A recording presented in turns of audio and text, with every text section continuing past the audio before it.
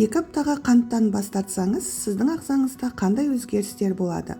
Ең бірінші сіздің байқайтыныңыз, бет пішініңіз өзгере бастайды. Домалақ пішінді бет әлпетіңіз арық көріне бастайды. Осылайша, ең бірінші бет әлпетіңізден өзгерістер байқайсыз. Сонымен қатар, беліңіздегі майлар да кетіп, әжептәуір арықтай бастайсыз. Себебі, сіздің бауырыңыз майларды жоғалта бастайды. Қанттан бас тартқан кезде ағза майлармен қоректене бастайды.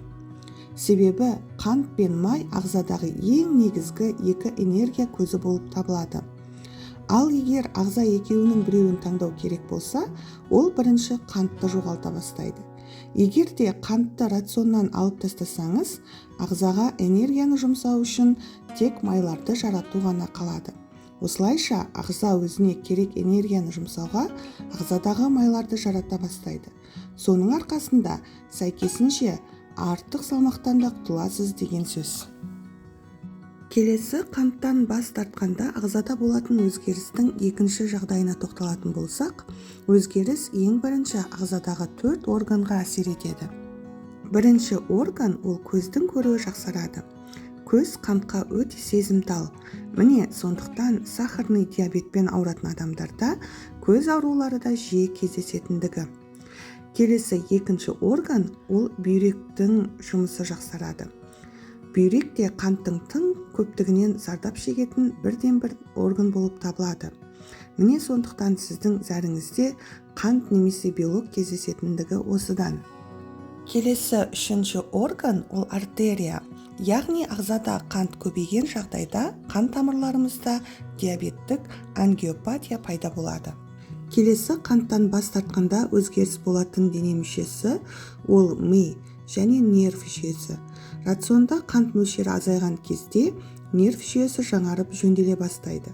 Мида екі негізгі функция жақсара бастайды. Біріншісі когнитивті функция, яғни есте сақтау қабілетіңіз жақсарады. Сонымен қатар, зейініңіз бен концентрацияңыз жақсарады.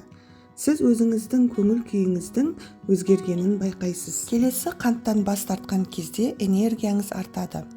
Әр тамақтанар аралығында ағза артық майларды жоғалтып үлгеруі керек. Егер біз көп қант тұтыну арқылы бұл процестің жүруіне өзіміз кедергі жасаймыз. Яғни, қантты рационнан алып тастаған кезде организм өзінің майларымен қоректене бастайды. Сіз аштықты сезінбейсіз. Осылайша, біздің миымыз да демалып, энергиямыз тасып жүретін болады. Келесі қанттан бас тартқанда теріңіз жақсара бастайды.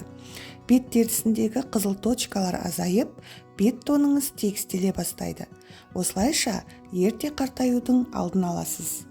Міне көріп тұрғандарыңыздай, жай ғана қантты рационнан алып тастаған кезде денсаулығыңызда қандай өзгерістер болатынын көрдіңіздер.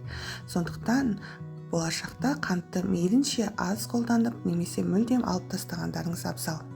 Ақпарат сіздерге пайдалы болса, каналға тіркеліп, видеоның астына лайк басып, видеомен достарыңызбен бөлісіп қойыңыздар.